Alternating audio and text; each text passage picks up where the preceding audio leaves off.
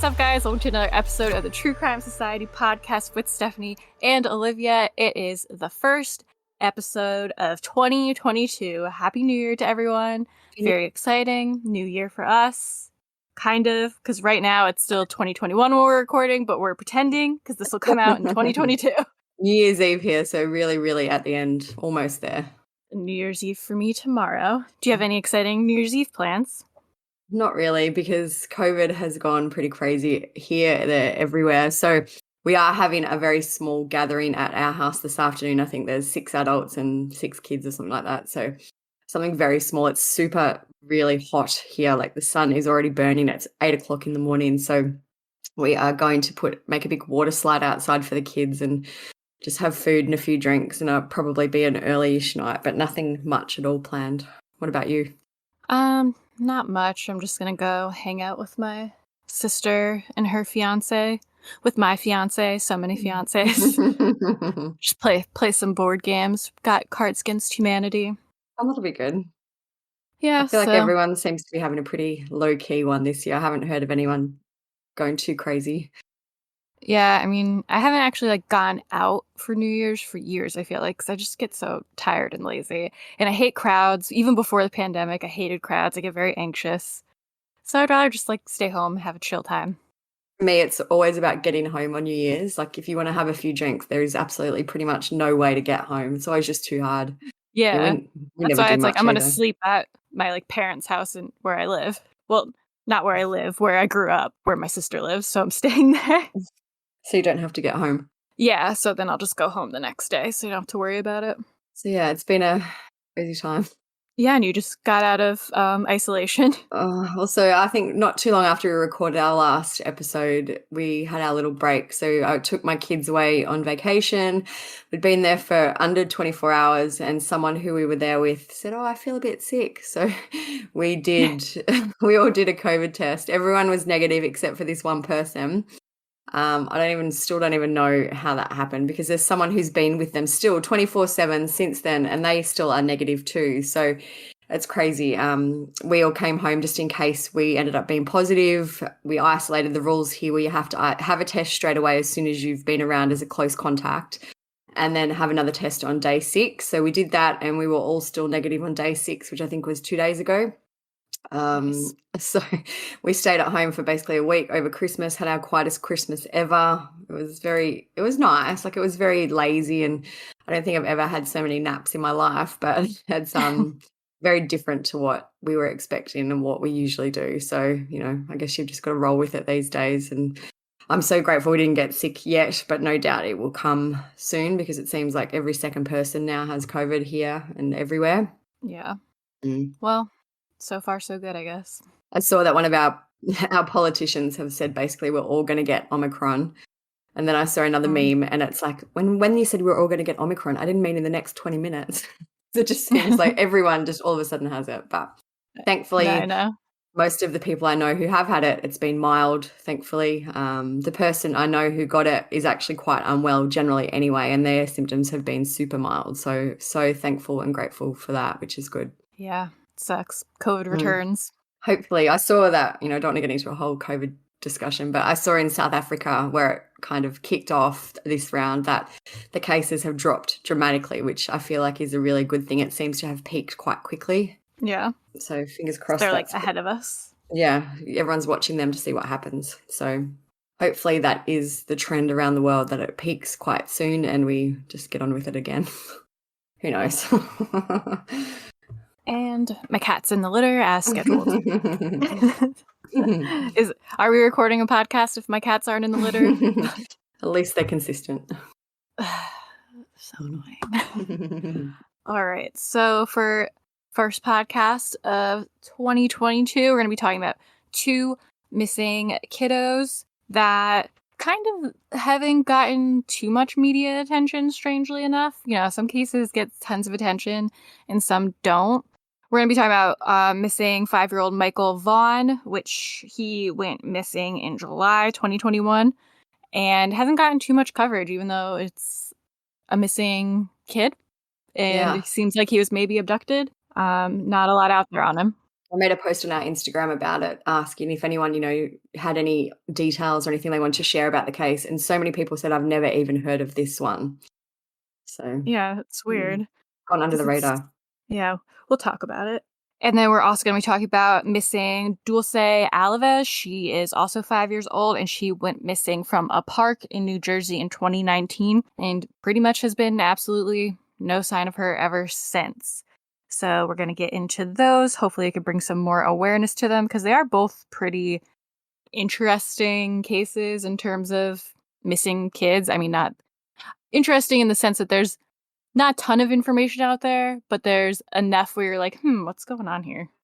I feel like they're both probably likely to be stranger abductions, so that's a very rare phenomenon, Yeah. really. Yeah, I guess that's kind of what I meant.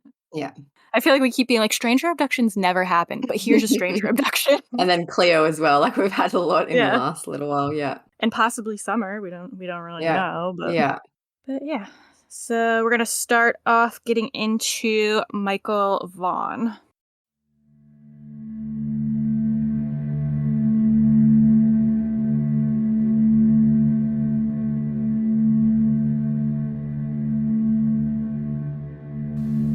I need you to know. He is such a sweet, fun, exciting little boy. He brings such joy and love to our family and everyone that he knows and that knows him. I am asking for your help. I am asking for everyone's help. Please, please, if you know anything at all,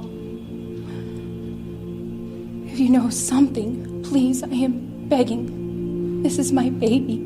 This is my son. I need him home. I want him home. Please, I need your help to bring him home.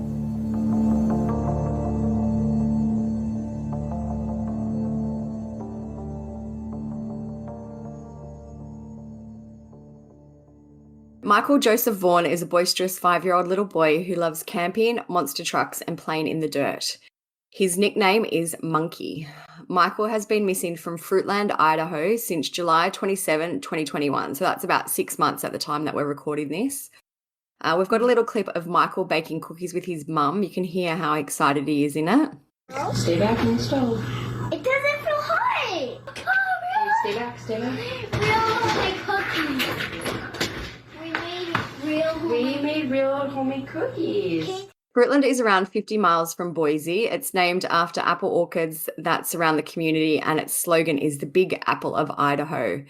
At the 2010 census, the city had a total population of 4,684, which was up from 3,805 in 2000. So it's quite a small little rural community. A little bigger than Delphi. The police force is made up of just 12 police officers there. So I guess when it gives you an idea when something like this happens, they may not be ready or, have the most equipment and resources to deal with something like this. It's not something that happens often where they're like, Yeah. all right, we know exactly how to handle this. Yeah, they seem to have done a fairly good job though, which we'll go into. But yeah, it's just I a think so too. little small town is basically the point of all that information.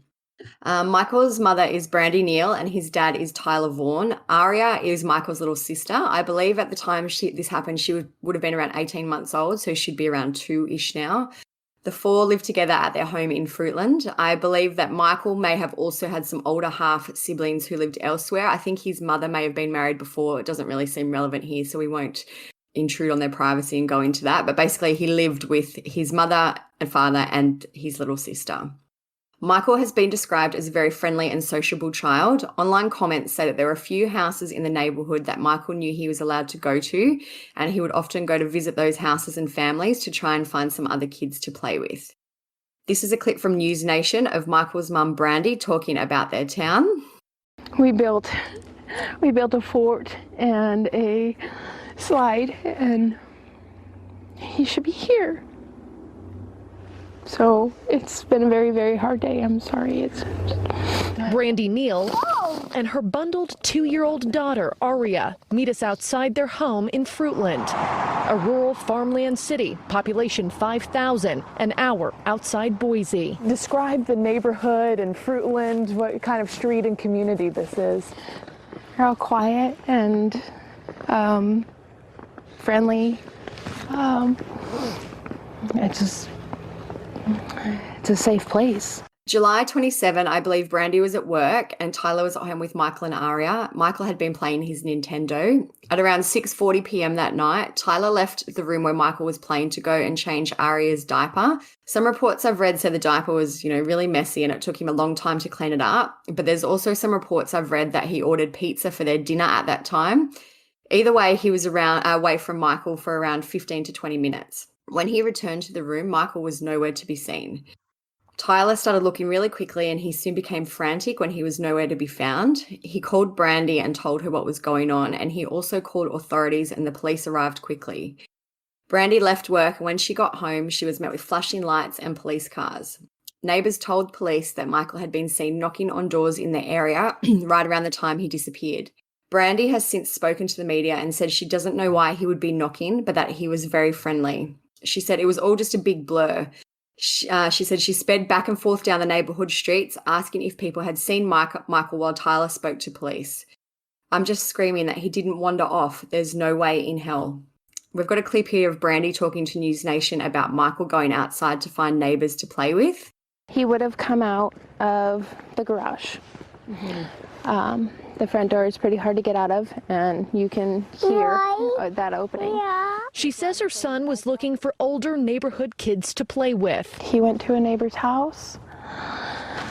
He went to another neighbor's house and another neighbor's house. Typical, she says, for a summer night here, but with Brandy at work and her husband inside checking on the toddler and ordering dinner, neither parent knew Michael took off. They're now approaching month 5 with no answers. So as someone who has kids, because I'm really bad with ages of kids. Like if you say 5 years old to me, I can't think of exactly what that is, but do you think 5 years old is a little young to be able to just kind of go out and wander around like that? I personally do. Obviously, I know it sounds like a different situation for them because it's kind of rural, small town. I guess everyone knows everyone, but 5 seems young to me.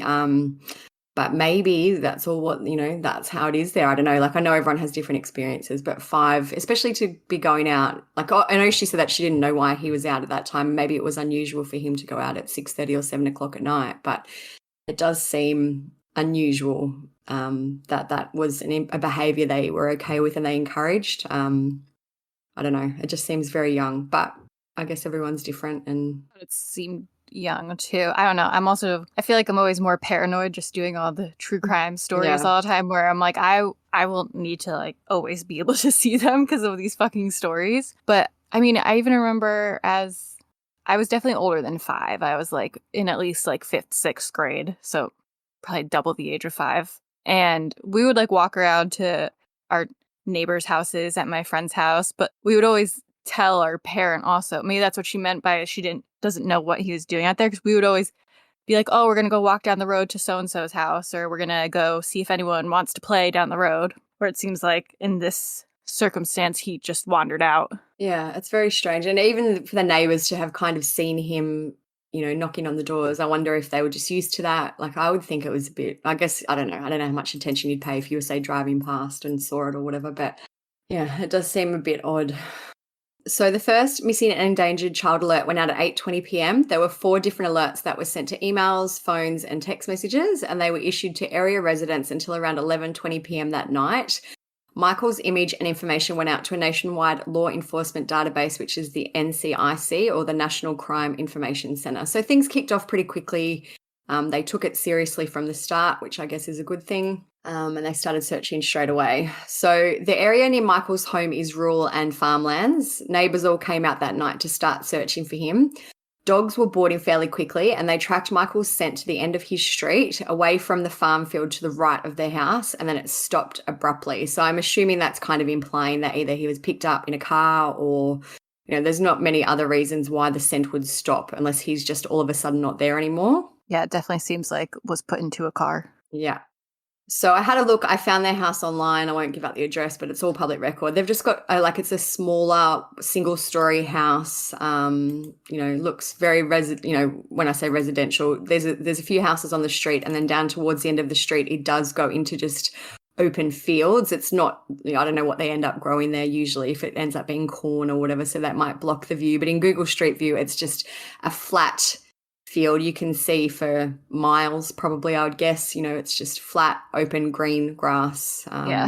Extremely flat. Yeah, like there's nothing, I don't know how tall the grass obviously gets, but you would think that if he was around there, they could have found him, especially with how quickly they seem to have started searching. Yeah. So even though they started quickly, the search for Michael was pretty fruitless. It went on for days and weeks. On August 4, just over a week after he disappeared, the Fruitland Chief of Police, JD Huff, issued a statement with some information about the search. It's really long, so I'll put it on the blog and I'll just read some of it.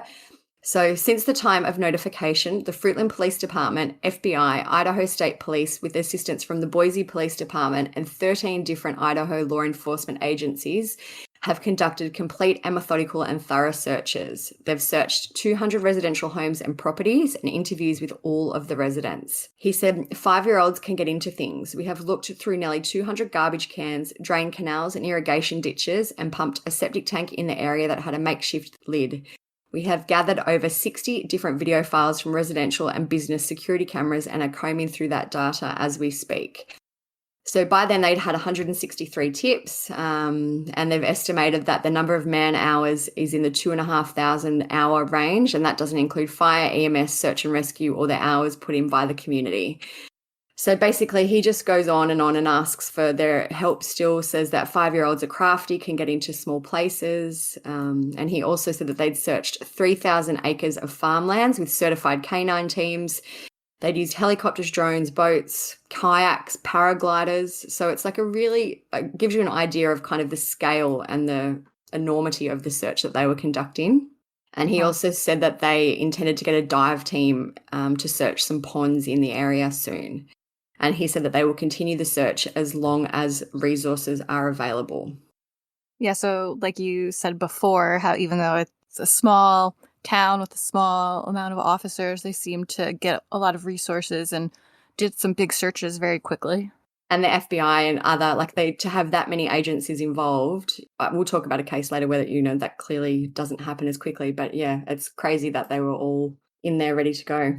So even though the search started quickly, there didn't seem to actually been a whole lot happening. 1 month after he disappeared, police issued another statement. Again, it's long, I'll put it on the blog. But it just talks about, Michael's family. It says, our hearts are with Michael's family. None of us have walked in their shoes. We only know this is a difficult time, yet they continue to be cooperative and understanding. Police have always said that his family have been nothing but cooperative. So I guess that's one plus in this situation, that the family seem to not likely be a suspect. Always a good sign, cooperative. Yeah. And part of this statement also includes a statement from the family. So it says things like, we would like to thank everyone for the continued outpour of love, prayers, and support from the community. The countless hours that law enforcement agencies and volunteers have put in and continue to push forward bringing Michael home is nothing short of amazing. So there's not a huge amount of actual updates in there. It's just a thank you from the family, a plea from the police to still get people to bring in more information. In September, an anonymous donor put up a $10,000 cash reward for information in Michael's case. JD Huff, the chief of police, said that Brandy and Tyler had been 100% cooperative, so he's still reiterating this a few months in. He said that they were handling the situation as well as anyone could be and that the case is heartbreaking. By early September, 370 tips and leads had been investigated in this case. A bit later in September, the cornfields in Fruitland had been harvested and cleared and no trace of Michael had been found. I guess that's where you would have thought maybe he could have been hidden or lost. Yeah, and he would be found there, but he wasn't. They also finished up searching the irrigation drainages in the area and they didn't find any trace of him. By late September, the investigators had looked into more than 446 tips and the reward for information had grown to $26,000 by this time. So they're good. They, keep releasing updates. On October 8, they said that they had received another 25 tips since their last update. And they also released some information about vehicles and people seen in the area. They said, we are seeking the public's assistance with the identification of the driver of a 2016 to 2020 model year white Honda Pilot seen leaving the area on Southwest 8th Street around 6:47 p.m. We are also seeking assistance with the identification of the driver of a 2010 to 2011 blue Dodge Avenger, which was seen leaving the area on Southwest 8th, but immediately turning right and heading south on South Whiteley Drive. So they've got photos and CCTV of these cars. They're very clear footage. You know, they just seem to be driving down the street. It's good quality house camera, whoever has it. Definitely. Very clear. They also wanted to get information on 2 individuals that were seen near the splash pad and Crestview Park in the evening that Michael went missing. The first is a male adult with dark hair and facial hair, wearing dark coloured shorts, no shirt, and he was seen jogging on the sidewalk at around 6:15 p.m. The second is a male adult with dark hair who was wearing a white t-shirt and black shorts, and he was seen walking off Southwest 8th Street down into the park area past the splash pad. They've said it's very important to understand that these people are not suspects or people of interest, but it is important to talk to each of them to help us complete the picture of events that took place that evening. So as far as I know, they haven't been able to rule either of those out. And I don't think they've ever come forward and said that they have. Obviously, they could have, and they just haven't made it public. But I don't think they've ever publicly said that they've ruled out those 2 men. Mm-hmm. So by November 19, 2021, the reward had grown to $51,000. JD Huff held a press conference and he said that there is a large probability that Michael was abducted because the agency has made no headway with their ground searches. The Fruitland Police, the FBI and other agencies have combed through thousands of acres and found absolutely nothing. He said they've searched with helicopters, drones, boats, divers, dogs and on foot, and they are following every single lead. Brandy was at this press conference, and she has also on her social media over the months made many, many appeals for information and for Michael to return. We've got a clip here of her speaking. It has been 115 days. 115 days. He has not been home. And we need every one of you. I need you. I need your help to bring my baby home. I need you to see his beautiful smile. I need you to see how happy he is. That smile was one of our most favorite camping trips. He got to see his first beaver dam, and he got to catch so many frogs that day, and he was so excited. His beautiful blue eyes. He was so happy that day because I promised we would go get ice cream cones, and he laughed so hard because his baby sister got to have her first ice cream cone, and it was everywhere.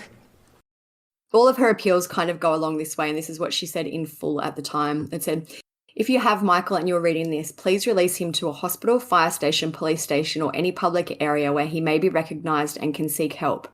Do it anonymously. Drop him off and go. If this was something that has spun way out of control and you're not sure how to backpedal, now releasing Michael unharmed is the first step. Look at how his family has been affected by this. Look at how many people love Michael.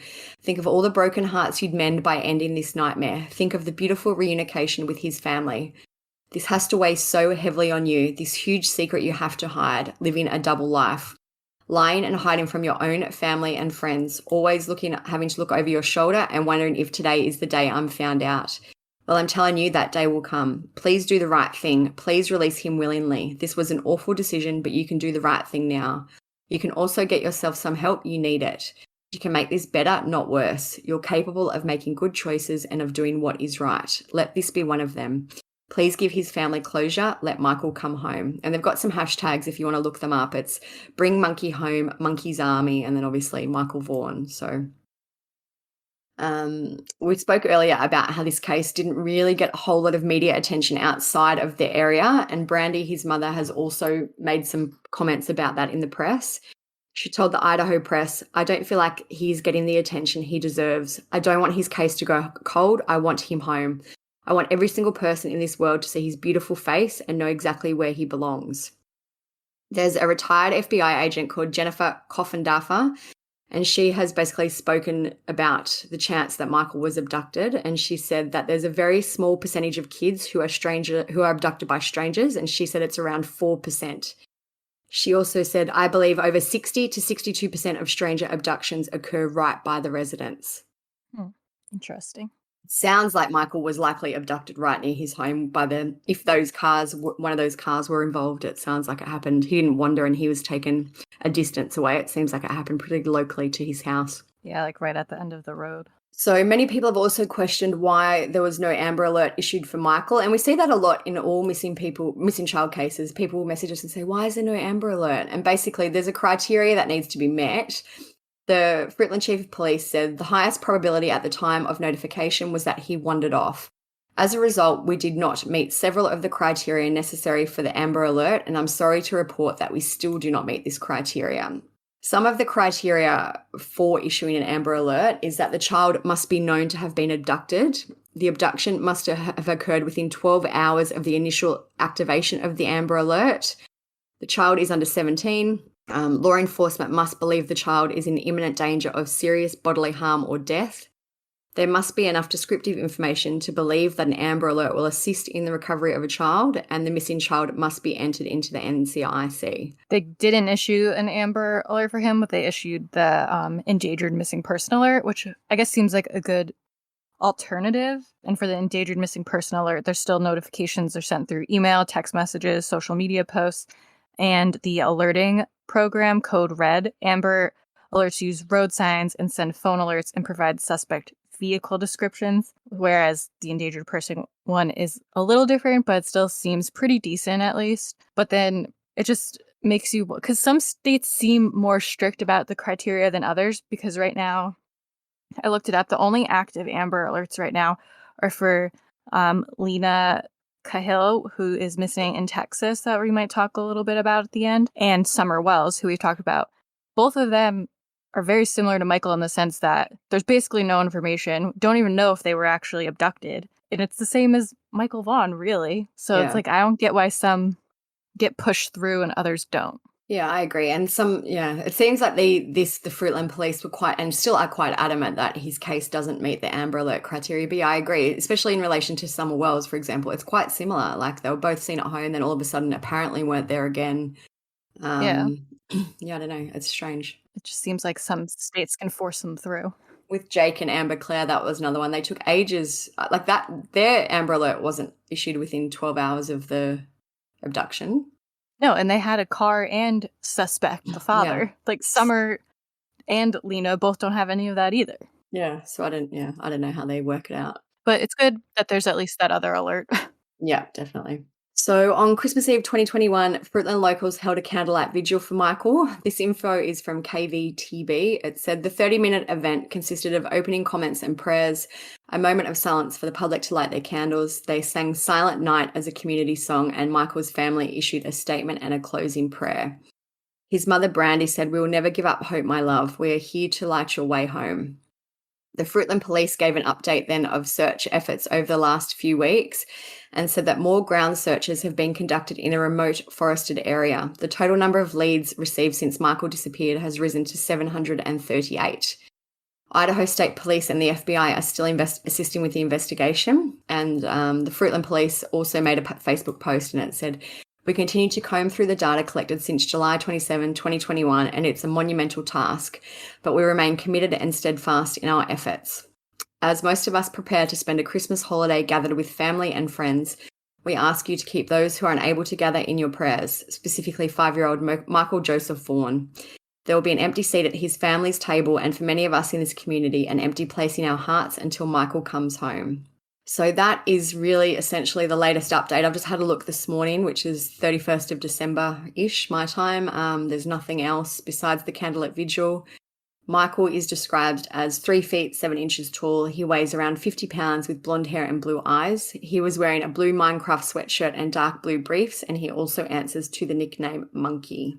I know that you've said that you saw an interview that said Brandy sleeps on the couch every night because she wants to be able to hear if he comes and knocks on the door or calls her from outside. That's heartbreaking. I know, that made me so sad. I always, you hear often of people who, when their family member goes missing, they never end up like moving from the house, for example, because and I guess it's a bit more, invalid these days with not as many home phones. But in the old days, what if they try and call the home phone and they don't, Well, things especially like like that. a little kid too. Like if he was lost in the area, maybe he could manage to wander back home somehow, or maybe he knows his address. Yeah, like I guess you think if she's pled for someone to drop him off, so maybe if they drop him off in the area, he'll know how to get home. Yeah.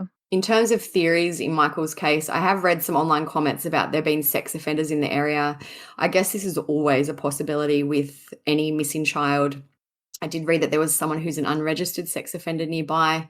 The police don't seem to be I'm sure they've looked into it, but I mean, it doesn't seem to be a major theory of theirs. They haven't said that they haven't named anyone as a suspect in particular. I feel like with like missing kid cases, they usually kind of check in on the sex offenders in the area pretty early. Yeah, I would agree. But I was just thinking, I don't think the parents are involved at all. I never got that vibe.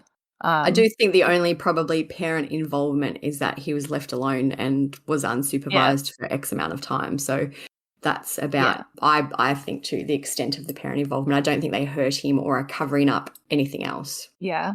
And it does really seem like a stranger abduction, which is super scary, but it's just insane to think how the stars like aligned for this person. Of what are the chances that the 15, 20 minutes that Michael was unsupervised, he wanders outside, and in that small period of time, there's also this abductor out there, which the mom did say in an interview with, I think, News Nation.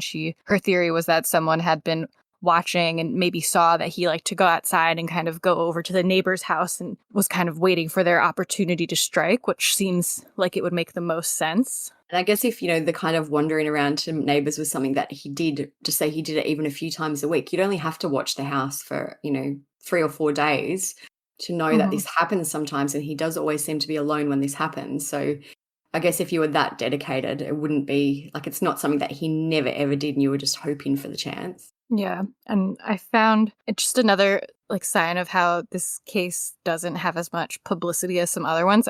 I usually like to go on Reddit and like look up the cases and see what people are saying, what their theories are, what people are talking about. And this one, there really wasn't even much on Reddit about it. There's a few threads, but they only had a couple comments on them.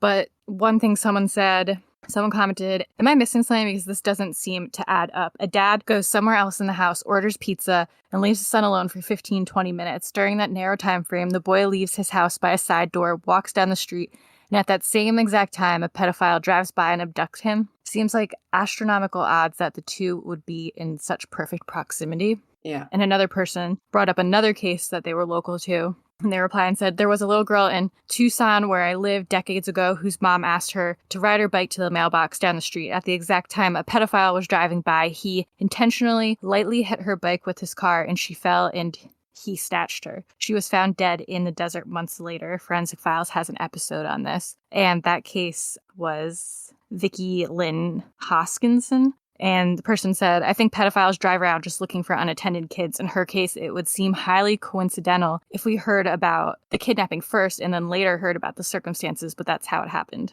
So it does seem like it happens sometimes, even though it's just like mind-blowing. Well, I guess it has to happen sometimes. I guess if someone has these urges and these, and if they just all of a sudden see a child, like it would literally probably only take, a few seconds to put the child in the car, especially a little 5-year-old. I guess one other theory too is that kind of along the lines of what you just spoke about is maybe it was an accident. Maybe he was walking to his neighbours to find someone to play with and someone hit him with a car and he's covering that up, and it wasn't actually an abduction as such, which would make sense about it. If it's not as planned and calculated, it could have just been an accident that someone is covering up. Yeah. But I guess you would think people would have heard something or, something. Well, you just made me think how they have like the CCTV of those cars. That's pretty clear. I wonder if they have him at all on any of the cameras like going around. So just to get like a better idea of where he went. Yeah. Another comment said, according to the parents and neighbors, he'd done that in the past too, going to the neighbors' houses. He is a bit notorious in the neighborhood for being hard to keep track of, so while the dad was distracted, he took the opportunity to go play outside. Really just an extremely unfortunate perfect storm of circumstances. So that just backs up the claim that like he seems to be a little rambunctious and always kind of sneaking off. Little Houdini. Mm-hmm. The house itself is quite small. It's 1,300 square feet, which I'm not totally familiar with feet as a measurement, but I think that's quite small. So like in saying that, it's not a, It's not a huge house. no, like it is a little bit hard to understand how he could have maybe, I don't know, opened a door and got out when the dad was just in the other room. But, I guess these things happen. And if he's on the phone ordering pizza. One interview the mom did, she said that it's one of the ones I put a clip of in the beginning, but the mom says that he would have gone out. They leave the garage door open. She said he would have had to go out the garage because the front door to open it is very loud. So normally he would go out the garage and you can't really hear it. It looks like there's a main front door that you got maybe 1 or 2 steps, like it's a little bit raised, but to the left of that is the garage, and then right next to the garage there's another little single door. So I don't know, maybe that might be the door that she was kind of referring to. So there is a proper front door, but then there's also what looks like a garage, and maybe that's the side door that the dad said he must have gone out of. And if that's the case, it seems like he was trying to be like sneaky and kind of sneak out quietly. Yeah, knew what he was doing. So I think my theory in this one is that it must be either a stranger abduction or something that a stranger is covering up. Yeah, I agree. I know, I have read online, I know some people do think the parents may have been covering something up. I think people always think that, though. Yeah. Like, people always want to have some conspiracy theory. Yeah. To have some, they just want to be like different and have the different devil's advocate opinion. So I feel like in any case, no matter how unsuspicious the parents are, people will always say that. And I haven't actually heard much from Tyler. It seems like in this case, Brandy is again the family mouthpiece. There always seems to be one main person. He probably just feels super guilty. Yeah. And some people just aren't good at addressing the public and being public. So I guess that could be why that is. Yeah. So I think that's it for Michael's case. If anything else comes up, we'll give you some updates. We'll put a clip in here, but it seems to be a pretty, I don't want to say cold because it hasn't been too long yet, but there doesn't seem to be a huge amount of activity going on at the moment. Hopefully behind the scenes there is, but fingers not a crossed. lot of info out there. So another one, it is similar in some ways, but different in some ways. Similar in the sense that they basically vanished without a trace. So we're going to talk about missing 5-year-old Dulce Maria Alavez. Dulce was last seen at Bridgeton City Park in Bridgeton, New Jersey on the afternoon of September 16th, 2019. Dulce and her little brother Manuel, he was 3 at the time, lived in Bridgeton with their maternal grandparents. Dulce and Manuel's mother, her name is Noema. She was pregnant at the time and lived in a room at a house nearby. She was only 14 when she had Dulce and shared joint custody of the 2 children with her parents. Dulce's father, he was in Sinaloa, Mexico at the time of her disappearance. He hadn't been part of her life since he was deported when she was 3. Bridgeton, New Jersey is a small city about 45 minutes south of Philadelphia, tucked between fields and farms. Nearly 50% of the population there is Hispanic, according to the census. So around 4 p.m. on September 16th, 2019, which was a Monday, CCTV captured the last known images of Dulce. Before going to the park, Noema took Dulce, Manuel, and Noema's 8-year-old younger sister.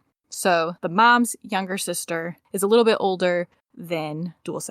And I mean, Noema, she's only 19 at the time, so she's watching all these kids. And they go to the store and they get some ice cream before they head to the park, and that is where they're captured on CCTV. So you can see in the picture, Dulce, she's wearing some like little checkered pants with flowers on them, a yellow shirt, and they're getting some ice creams. So shortly after, the family went to Bridgeton City Park. Dulce and her younger brother, Manuel, they got out of the car and ran off towards the swings to play as they usually would. The swings were only about 30 yards away from the car, they said. So we have some pictures of the park here. Looks like a standard park. Yeah, like it looks pretty open and clear. So, I could kind of see how if you're sitting in the car park, you would still be able to keep an eye on the kids. Yeah. It's not like it's really wooded or anything like that. Yeah, and it doesn't seem like massive, but Noema stayed in the car with her younger sister. She was finishing off a scratch-off lottery ticket, and she was helping the younger sister with some homework. Noema said that from the car, you could see the entire park except for where the swings were, which is, of course, where the kids ran off to because it was kind of down a little hill, so it made it harder to see the swings, but it still wasn't very far away. Noema, she was on Dr. Phil. I feel like I'm always using Dr. Phil clips. They're just like readily accessible and give good information. I'm not a Dr. Phil stan or anything. It's just the way it is. Sorry. I don't work for them. But anyways, yeah, so she was on Dr. Phil, and this is a clip of her talking about the day that they disappeared with him. You pulled up to the park. Was there a place to park facing towards the park? Yes. Beside the basketball courts, there's a parking lot there. And you could see the playground except the swings. When we got here, both of my kids went running towards the park with their ice cream, and my sister stood with me at the car. Dulce and her brother were playing at the park. Could you see them from there? Yes, but I couldn't see the swings because there's like a hill. A bit of a hill? Yeah. How long had they been out of sight? Was it like a minute or 5 minutes or 10 minutes or 5 to 10. 5 to 10 minutes? And they're out of sight, but you know they're in the park and they're playing. And you figure they'll drift back into view here in a minute? Yes. Okay. But tell me what happened. When me and my sister didn't saw them inside, we came down from the car and we went and looked for them. You don't see them for a bit, so you get out of the car. Yes. I just walked towards the park and I found my son crying, just standing there. And how old's your sister? 8. 8. Okay, so you and your 8-year-old sister, you say, we haven't seen him for a while. What made you get out of the car and go?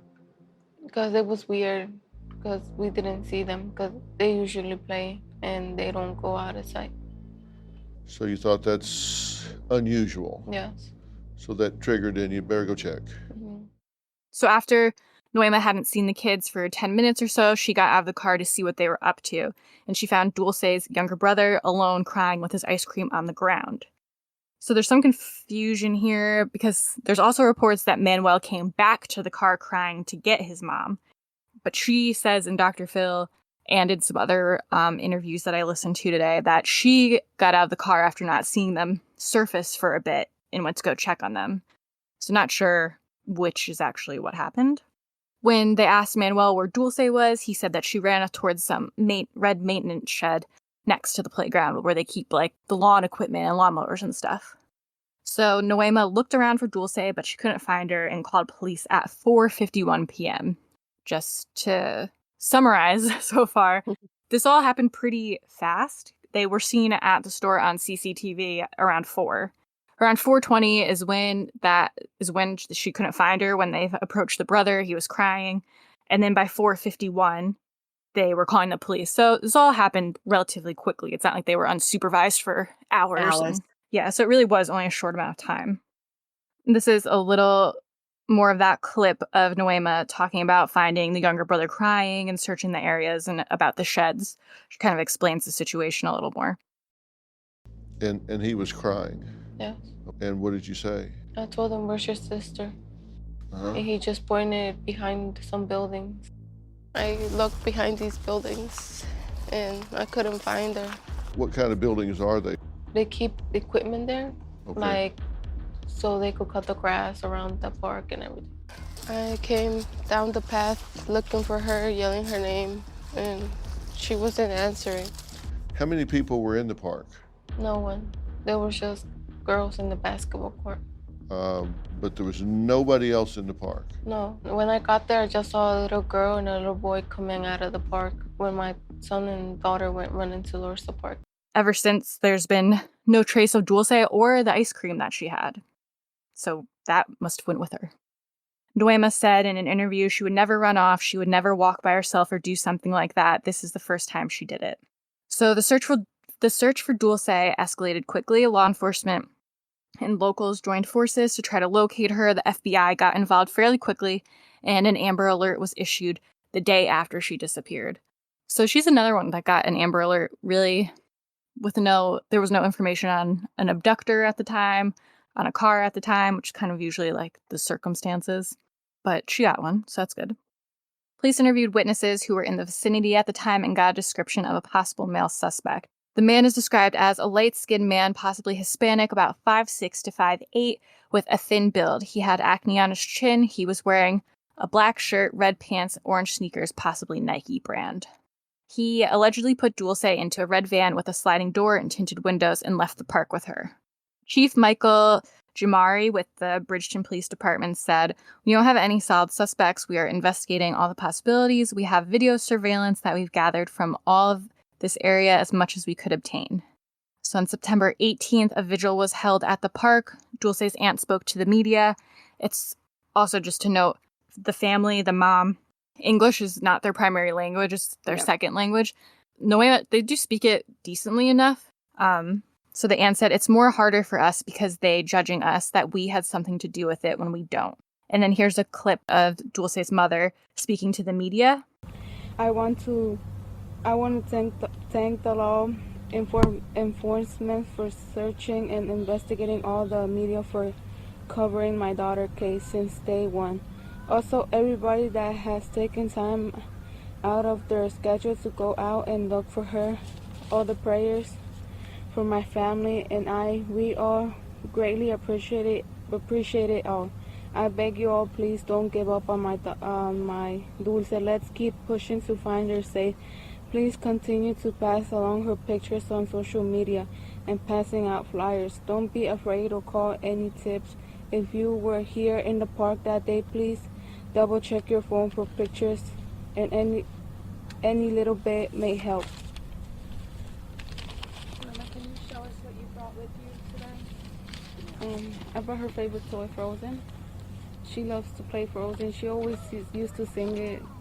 She always used to tell me to put her song Frozen, and everything. She always listens to it. She even has a dress, and she puts it on and thinking that she's Frozen. For Elsa? Yes. And I've noticed that there's that Dulce's mother, she kind of always speaks with a very monotone, flat voice and seems to be lacking any emotion. And I think that's something that's made a lot of people kind of side-eye her. A lot of people suspicious of her. A lot of people think she's not telling the whole truth. But I honestly think a lot of it has to do with being nervous and young and scared, kind of. It seems like she's doing her best.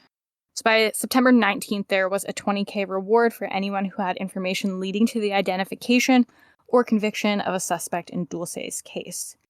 The Cumberland County Prosecutor's Office, Bridgeton Police, State Police, New Jersey Division of Criminal Justice, FBI, U.S. Department of Homeland Security, and NCMEC were and still are all involved in the search for Dulce. So a lot of people involved here. Yeah, very quickly. So a day later, on September 20th, the reward had grown to $25,000. Cumberland County Prosecutor Jennifer Webb McCrae issued a plea for witnesses to come forward. She said, "We're asking them, we're appealing to them, we're encouraging them to come forward." By September 23rd, the reward was at $35,000. Dulce's uncle said, "At home, there is an emptiness since she hasn't come back. She hasn't hurt anyone. She's only an innocent child who likes to have fun and play games. We don't know why she's disappeared." So as I mentioned before, Dulce's father was deported back to Mexico when she was younger, and police were able to contact him early in the investigation and cleared him in regard to her disappearance. Neither her father, her mother, nor any family members of Dulce's have been named as suspects in her case. On September 24th, 2019, Dulce was added to the FBI's most wanted list. On October 3rd, the 911 call made by Dulce's mother on the day she disappeared was released, so we'll play that here. 911, where's your emergency? I can't find my daughter. Okay, when was the last time you seen her? We were here at the park, and people said that somebody took her. Okay. How old is she? She's 5 years old. Okay, and what park are you at? Here in Bridgeton Park. Okay, where in the Bridgeton Park are you? The one with the basketball court where high school is. Okay, so you're at the basketball courts behind the high school? Yes. Okay. And what was she seen last wearing? She was wearing, give me a second. I don't remember what clothes she was wearing, but she was wearing, I just remember her pants. She was wearing like a flowery pants and some heels, some white heels. Okay. All right, ma'am, stay on the line. I'm going to transfer you over to the police, okay? And you said she was 5, correct? Yes. All right. Hello, ma'am? Hello. Hi, did you see which direction your child went? No, we were in the car. She came down with my son. They were running to the park, and then me and my sister, we came down. But when we got here at the park, she wasn't here.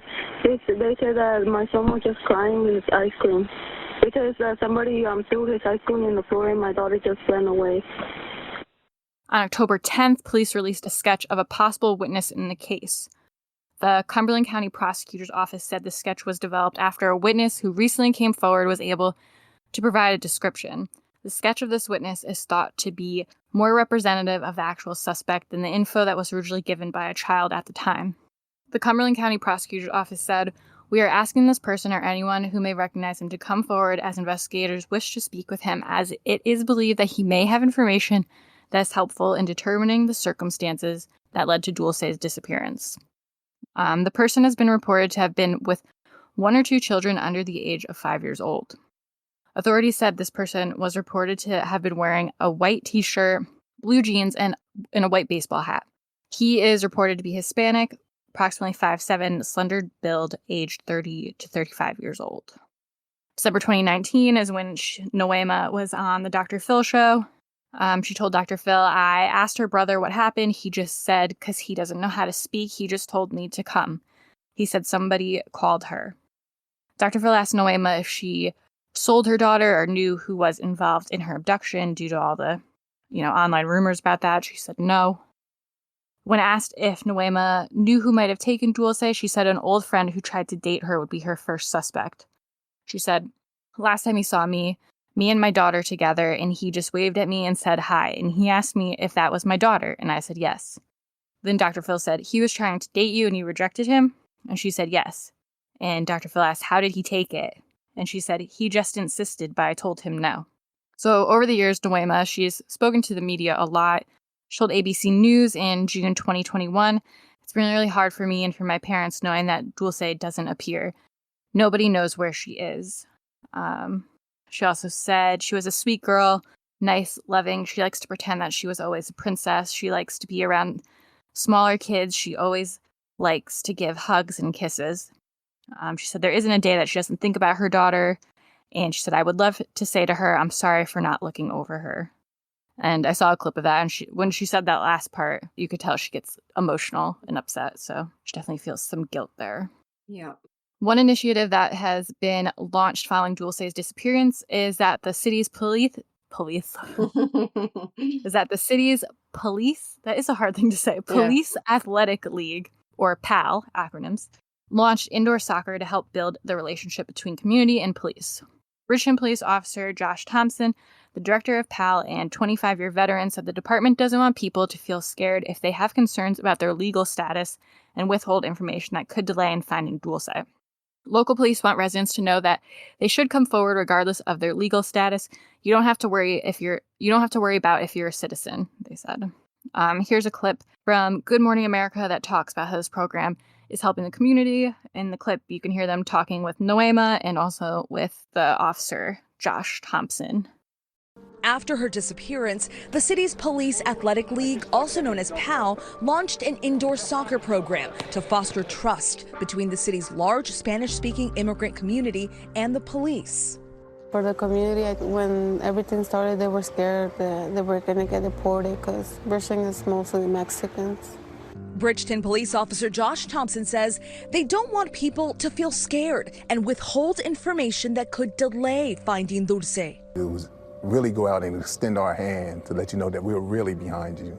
So we offered up some more programs. More than 40 boys and girls regularly attend the soccer practices. The program also offering counseling sessions, GED instruction, and nutrition classes for parents. I played soccer, and it was always like a dream to me to play soccer with a team. In August 2020, one of the lead investigators from the FBI, Special Agent Daniel Garabrandt, he spoke to New Jersey Advance Media, and I thought a lot of this information was good because it can also pertain to what may have happened with Michael Vaughan. It's kind of like general info, but I think it relates to both cases. So this is what he said. He says, "If you're looking for a child, to take the child, you go where the children are. That's one of the reasons that we believe that the target was a child, but it may not necessarily have been Dulce. We've had cases like this across the country where offenders go to places where children are and they would have access to children and they wait for an opportunity. In this case, it was broad daylight, Mom being distracted for a short period of time and Dulce and her brother being far enough away that the offender felt like it was an opportunity for him to take Dulce and leave with her, and that's what he did. The playground is located next to a few storage buildings, and the abductor could have parked along the street on the other side of the buildings and waited. The person's intent might not have been to take a kid. It could have been maybe to watch children because that's what they liked, and the opportunity presented itself and they did what they did. He said there's a probability that the person was a younger Hispanic male. That's because we do have some witnesses that saw a Hispanic male in the park and around the playground that we have not identified. We don't know who that person is, and it's very possible that's the offender. In one description, he was allegedly seen ushering a girl into a red van. So just as an aside, as we talked about earlier, some witnesses said that they thought Dulce may have been put into a red van. So the person who was doing this interview kind of asked him about that. But he said that the special agent said that may not be accurate. He said, we have literally gotten thousands and thousands of red van leads. None of them panned out to date. While the playground does not have cameras, agents have spent thousands of hours scrutinizing gigabytes of surveillance video from homes and buildings in the immediate area around the park in search of a suspect vehicle. He said that they've ruled out every vehicle on camera except for about 10 to 12 because of lack of visible license plates or too general of a description. Some of the videos aren't very clear. It's not possible to get out of the park without being picked up on a nearby camera, though, he noted. He said, we believe that in all likelihood we do have a suspect vehicle on video someplace. So it must be pretty annoying to be like, we can see them, but we can't do much else besides that. Yeah. Like I mentioned before, there's been a lot of rumors with Dulce's case, and they don't really seem to be too much related to her case. Like, a lot of it just seems to be gossip, speculation.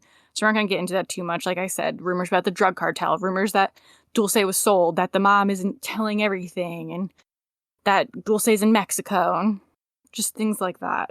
One of the most predominant thing is that people really seem to think that Noema, the mother, knows more than she's saying because she doesn't seem very emotional, just things like that. Like I said before, I think a lot of things feed into that. So in October 2020, there was a big online rumor saying that Dulce had been found deceased. But Cumberland County Prosecutor Jennifer Webb McCrae issued an announcement on Facebook that night saying that the post, which it was like a fake post that was made, the post that included the office's logo, a photo of Dulce, and a message indicating a press conference would be held when all the details are available. The prosecutor said that whole thing was fake. And they said she included a screenshot of that with the post false information over it very big. And she said, information like this is a distraction to the investigation and causes unnecessary grief to the family of missing child Dulce Maria Alavez.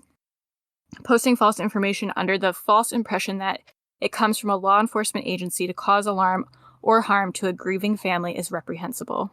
So it's gross that people do it. Like, who has the time to even make this fake post and just be, it's like you're trying so hard to be shitty. Makes you wonder if, I don't know, obviously I don't know who did it, but, if it's someone who has something to do with the investigation, it is I don't know. Or the person. Yeah. Who did it. It's not really funny, but the statement from the county prosecutor where she's written false information, it's basically she's used paint to just write false information in red over it. So, yeah, they didn't send it to their graphics person. In the actual text, in the original fake, it says, to all of Cumberland County, New Jersey, it is with great sadness to report that Dulce Alavez has been found deceased. We will hold a press conference when we know all the details. It's got no punctuation, it's just all, it looks fake. You would likely think so if you saw it. You would hope anyway. Someone did that in Gabby's case too with something. Yeah. Those people suck. All right, so in September this year, authorities released an age-progressed photo of what Dulce might look like as a 7-year-old. Her birthday is April 25th. This release was made on the second anniversary of her disappearance. Cumberland County Prosecutor Jennifer Webb McCrae and Bridgeton Police Chief Michael Giamari released a joint statement, and they said, law enforcement continues to pursue all leads in its quest to locate Dulce. We hold out hope that Dulce is alive as we have no evidence of her demise and want the public to know that this case will remain open until such time as we locate Dulce and determine those responsible for her disappearance. So this is a clip of Dulce's mother, Noema, and the grandmother being interviewed by the media, and they're saying that they don't think the photo looks anything like Dulce. Honestly, I think it's a pretty good rendition of what she might look like. I feel like they've made her a little bit thinner. Like she's probably lost a little bit of her, puppy fat by now. And, obviously if she's been abducted, she's probably lost weight. So, yeah, I think it's close enough. But I guess as a parent, you would know. It must be really weird to see. Yeah. As a parent being like, because obviously you're just like, that's not my kid. No. Like, it must be weird to see that. It just must be really uncomfortable for them to like see this photo, knowing that's like what she could look like. It probably just brings up a lot of bad feelings. We asked the mother today what she thought of the image. To be honest, that doesn't look nothing like Dulce. I don't think that her face would have changed a lot. We also showed the image to the child's grandmother. Well, I give thanks to the authorities, but that doesn't look anything like my granddaughter. Back on April 25th, on the little girl's birthday, her father, Edgar Perez, who was deported and lives in Mexico, posted a video of her taken before she disappeared on YouTube. He sang a song wishing her a happy birthday. He said he had nothing to do with her disappearance and has no idea where she is, but believed she would be found soon. So as of today, Dulce is still missing. She is described as 3 feet. Well, she would be taller now, but at the time, she was described as 3 feet, 3'5", with brown eyes, brown hair. She was last seen wearing a yellow shirt with an elephant on it, black and white pants, and white shoes. Tips can be called into the New Jersey State Police Missing Persons Unit at 609-882-2000, extension 2554, or the Bridgeton Police. Anyone with information can also dial 1-800-CALL-FBI and select option 4, followed by option 8. They don't make it easy. People give you the option. Why don't they just say, call this number? You're like, shit, what option do I press? I know. Well, at least they give you the options. You have to sit there and listen to them. Yeah, true. Listen all the way to option 8. So again, this is another mysterious one. She just kind of vanished into thin air, it seems. I mean, I think, again, this seems like a random stranger abduction and kind of relates back to what we were saying with Michael Vaughan in a sense. If you're a pedophile, and what the FBI agent was saying, if you're a pedophile, you're out there looking to watch kids, to be a creep. If you want to abduct kids, playground seems like a pretty solid place where you're going to be able to watch kids or take kids. Yeah. So and maybe not be as noticed. Like if you're sitting in a car a little bit away from a kid, it's not, people aren't going to say, what are you doing? Or anything like that. It's, yeah. And if it is that guy that they suspect and have the sketch up, they said that he was also with 2 kids. So that would automatically make people not suspicious of him and even make like a little kid like Dulce maybe think it's safer because he has kids. Yeah. Michael Vaughan, like maybe a person had seen him going out in the neighborhood by himself a lot, kind of made him a target. I haven't really heard if Dulce and her family had gone to this park often. I'd imagine it wouldn't be their first time at a local park. Maybe they've been there a few times. Maybe a person or predator kind of saw that this was a young mom with a lot of kids to keep an eye on, was pretty distracted, saw an opportunity or situation that he could easily take advantage of. I'm saying he, but, could be a she. But yeah, likely to be a he. The sketch is a he, so I'm going to go with that. But yeah, seemed like it was definitely a kind of a crime of opportunity, and even the FBI is saying that as well. And I did see on Reddit, or a lot of people say about the mom also, is like, why would she just stay in the car while they ran around out of sight? Again, sure, like... It's, what, things things are always okay until all of a sudden they're not. Maybe she's done it before. Like, I'm not saying it was the right parenting behavior to, exhibit, but maybe she done it before. Maybe she felt comfortable enough that she could see them or be there in a second if she couldn't see them. Like, there's a million reasons why, I agree, especially a 3-year-old. I don't know if I'd be letting a 3-year-old run and play where you couldn't see them, but again, not that it's an excuse, but it seems like she's very young. We've said it before, you just don't think it's ever going to happen to you. Not that makes her not watching them right, but it's just kind of like a sad mistake that happened. Yeah. I did see people online saying, someone said, I grew up maybe a half hour from where this occurred. It's not a safe area. Someone said, I worked in a pharmacy there with a bullet hole in the drive-through window. Good times. People said, sounds like the perfect place to sit in the car with your kids playing alone. So also seems like it may not be a great area. We had some questions and comments on this case from our Instagram followers. Brandy W said, I live 20 minutes from where she was taken. We all think the mother sold her. Again, I guess possible, but I feel like probably not. I just feel like the police would have figured that out by now because there would have had to have been some sort of communication somewhere. Yeah, I agree. And it happened in such a short span of time, like between 4 and 4:50. Like that they coordinated, like, we're going to go to the park. She's going to run over to the swings. And this person who I'm selling her to is going to be there and abduct her. And it all worked out perfectly. And like there would have to be some sort of communication trail, I would think. Yeah, you would think so. I don't know. Maybe I'm naive. I really never believe in that stuff. Another Instagram follower, Rachel, she wrote, has the reason behind the strange way the New Jersey case was handled by authorities ever been disclosed? So I wrote back and asked her for some more information on what she thought was strange. She wrote, that is an area where you definitely don't let your kids out of your sight, let alone sit in your vehicle while they are on the playground. She went missing mid-September, but a possible sketch wasn't released until October. While every other child abduction case involves getting as much information to the public as quickly as possible. Her mother contacted family members to come to the park and help look for Dulce before contacting police. In every interview I've seen, her mother just seems really odd given her demeanour. I feel like we've covered a lot of that in terms of maybe the language barrier and the mother being young. I don't personally think the sketch timing is super long, like it may be a few weeks, but I guess that they wanted to be sure of who they were sketching before they released it. And I saw in, I think it's the Dr. Phil interview that they did, there wasn't really, Dulce's mother said that the only other people really at the park were other kids. So, and I think one of the agents said they got this information from kids somewhere that I read. So it could make it a little harder to make a sketch and kind of get the accurate information out of children. So that could be something that fed into it. And I also don't think it's particularly strange that the mother called her family first, because she probably knew that she'd done the wrong thing by letting them go by themselves. Like, and you know, again, you would never think at that stage that this is a stranger abduction. You'd think she's wandered off and gotten lost, and just call mum and dad and get them to come and help, especially if they live close by, which they seem to. So I don't think that's strange. She probably should have called the police first, but I guess, she never knew the extent that this would go on. She's only 19. Yeah. And pregnant, and got 2 other kids to look after too. Like, yeah. And I'm 30 years old, almost 31. Half the time when anything goes wrong, I call my mom immediately. I'm like, Mom, what do I do? I mean, I've never been in a situation where something like this has happened, but I just, even if it was me, I'd be like, at least texting my mom, being like, oh my God, I can't find so-and-so, or something's happening. I don't know.